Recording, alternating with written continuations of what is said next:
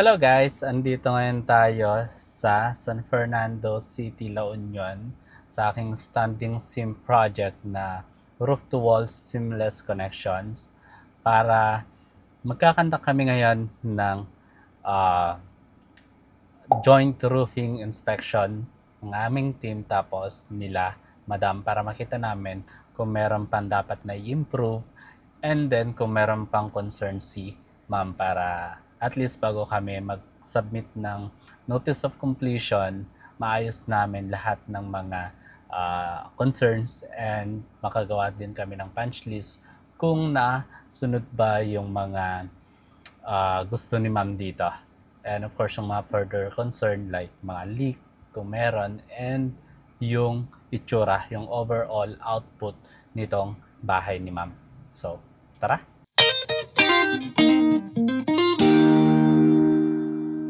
Ito na yung ating 8 house project using standing seam. Kasama ko ngayon dito sila ma'am with her 2 son tsaka si foreman para sa joint roofing inspection. Bali, meron nang sinasabi dito si foreman na leak daw sa may bandang canopy. So, yun yung i-check natin ngayon. Ito yung bunot yun eh. Pwede ka talaga sige na o yan pinagsasaipan na nagdasyo. Ito yung motor mo. Dati langan, sir, na Dati mo lang maganda. napansin, sir, dati lang asar nga kota nakapsot tayo mo. Sa bagay. Share ko lang ngayon kung bakit kailangan natin ng joint roofing inspection dito sa project. Kapag may mga roofing project kayo, ano yung mga dapat na kailangan gawin para or bago kayo magpa-sign ng notice of completion or magbigay na ng warranty kay client. Yung unang reason is para makita natin kung nasunod ba yung mga dapat na gawin na naka-state doon sa quotations or doon sa contract. Kasi baka mamaya, hindi pala nasunod yung gusto ni client dito na mangyari. So, yun yung isang reason. Kailangan kung ano yung sinabi ni client na gusto niyang output, yun yung susundin natin. So, andito kanina sila ma'am, tapos may nakita siya na concern and hindi mo na siya pipirma or ayaw niya muna na magbigay kami ng notice completion hanggat hindi pa yun naayos. Yung concern niya doon is yung tinitignan ngayon dito ni engineer. Kasi dito na part daw sa may parapet dito, meron daw leak. So, tinitignan ni engineer kung saan nanggagaling yung leak na yon. Kasi ang hinala namin dito sa may mga dugtungan ng end molding or doon sa may wall flashing. So, yun yung isang naging concern ni client. Ang second na importance ng pagkakaroon ng joint inspection ay para magkaroon na tayo ng picture or itsura nitong projects bago pa i-turn over kay client. Kasi kung hindi yun ginawa, ang mangyayari, mapapansin nyo si kuya dito na nag-skim coating. Kasi kunwari, itong project na to is tapos na, then tinurn over namin, tas wala kaming proof na ganito yung itsura niya, maganda, tas malinis na turn over.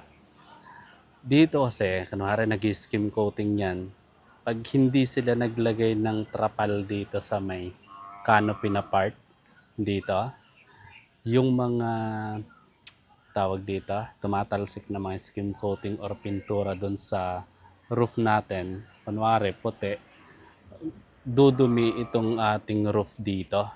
So, yun yung iniiwasan natin. Tsaka, kailangan na merong inspection na bago mag-turn over para makita ni client or ni contractor na malinis yung roof bago ilipat sa kanila. Kasi kung ito, si kuya kung meron siyang naapakan dyan tapos lumubog or merong na-damage dun sa roofing, ang mangyayari, magsisisihan na tayo dyan kung sino yung may kasalanan kung walang proof ng itsura ng bahay bago i-turn over yung roofing. So ngayon, kunan natin ng drone shots para meron tayong ipakita kay madam na itsura ngayon or yung current na itsura nitong bahay niya para meron din siyang idea sa nangyayari dun sa taas. And kung meron siyang makita man na tawag dito, flaws or meron pa siyang further concern dun sa taas, masabi na niya sa akin para bago kami magpa-sign ng NOC is magawa namin lahat ng mga concerns niya. Set up lang natin tong drone para kunan ko ng picture and videos dun sa taas.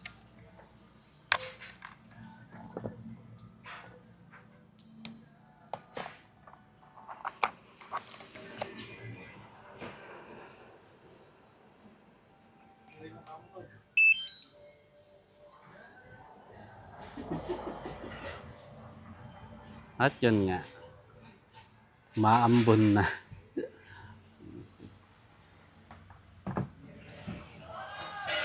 Piksa ba?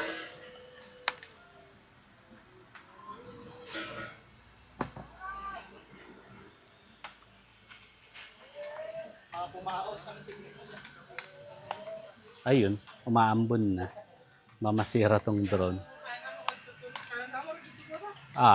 Kaya naman.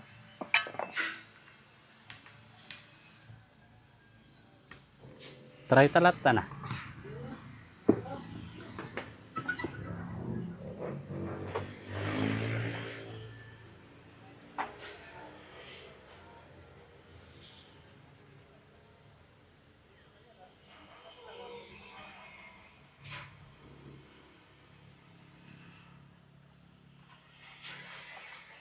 Take off.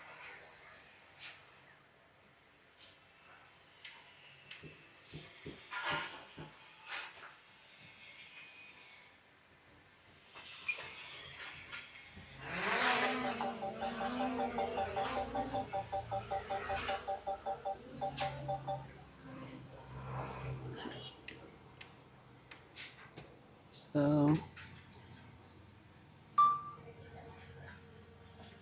tingnan natin yung itsura. Sa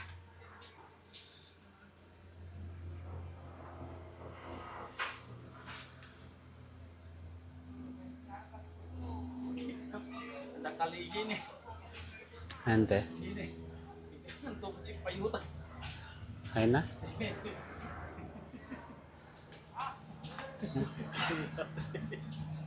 Ay, saan? Home point updated. Forma talaga dyan kulay na. Nagforma dyan kulay na. Mali yung guitar shop na. Hindi naman na makita ang bigyan natin. Diyan. Yung guitar shop na. Kasentak ti video ni madam. Video tsaka picture. Ang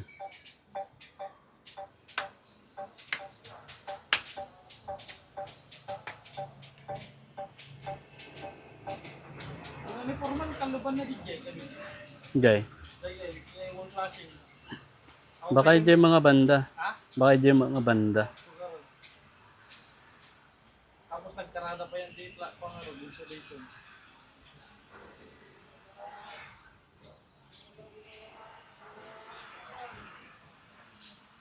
Dala tarugit na sika.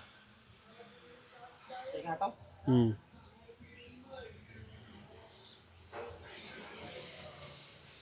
Bigay na, nag-buffer na.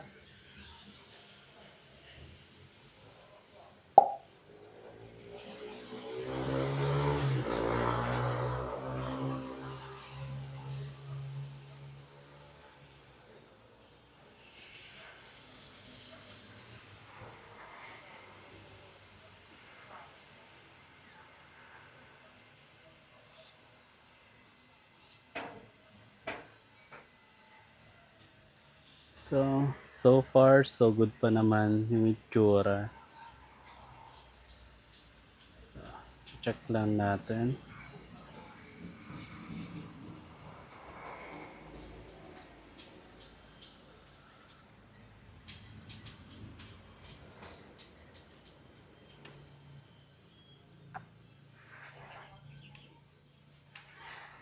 Okay. Hindi nan sa amin estimate ay yung project ko. Hindi naman. Hindi ni. Hindi naman nga in retouch. Ano naman? Ano?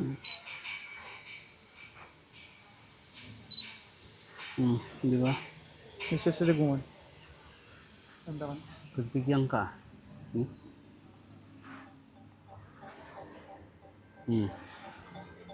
See that? Kamo may sa sidego. Sa bali. Sige, nitong Gisa bali, ita man. dapat miss full na. Sa bali. Nakasta mo lang. Yun. Baka di kulay ito kidi. Iba kasi mampay. Retouch na mo data hindi. Hindi data. Iba kasi mampay. Baka ito kaya retouch data eh. Hindi kulay na. Hindi talaga. Ha? Kita ang tantalat na damdam dyan. Nam nagadado miss soul na. Handa to din nag-track na kita. Miss soul. Nga ati ko ata. Pa blend rivet sa mlata na. Agad ni. Sabno ko.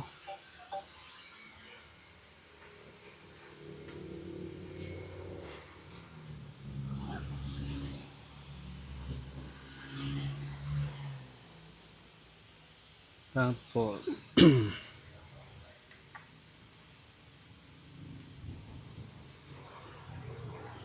yun ko ito scratch dag ito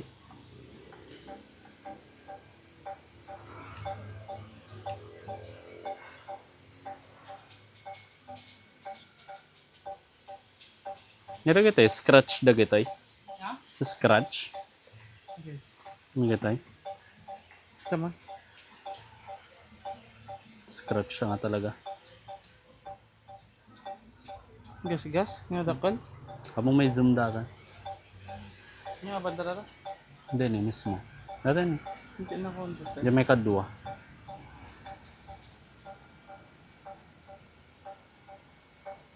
Ano nakapakasigan. Kaya sa guys sa klatan.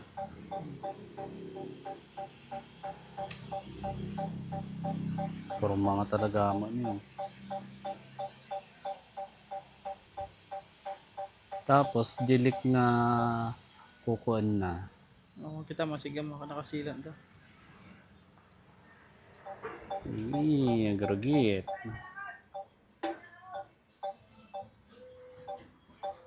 Datay. Nakasilan to. Anto nga banda di ko ako na. Dito ni. Dito kan dito garod eh. So taka garod. Data? Uy. Grind data nakasilan. Gana dyan. Amin data, kay ko.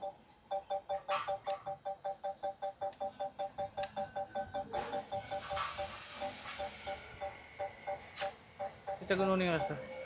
Obstacle. Nakaset 2 meters pagitan na. Kinaganda yun eh. 2 meters to 3 meters. Yung TI na langan dito nga banda. Data duwa nga rin, data kundi dyan. Daka na pa basi dito eh. Nagsin ng bangit? Oo, data. So, wait ka. Huwag ka po na nga eh. Data nga duwa? Oo. Ito po na. Okay. Negatiyo dapat ilinisan din. So, ito.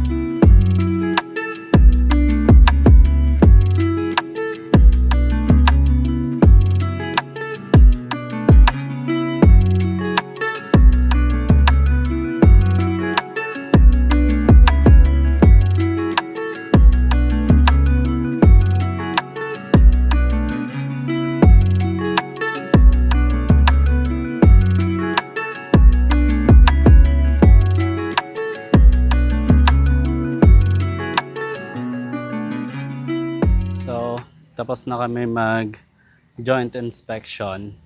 Ngayon, hindi pa kami pwedeng magpapirma ng NOC kasi meron pang concern si ma'am dito doon sa kanyang mga wall flashings tsaka end molding kasi merong leak nga doon sa may mga dugtungan.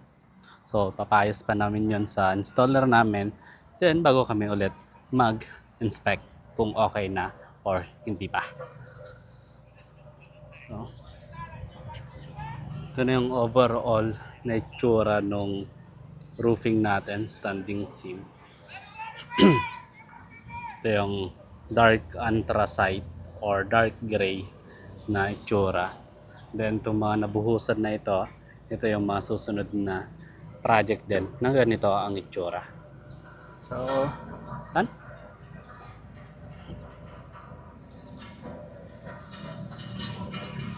So, ayun. Tapos na ang joint inspection. See you again next time. Keep hustling.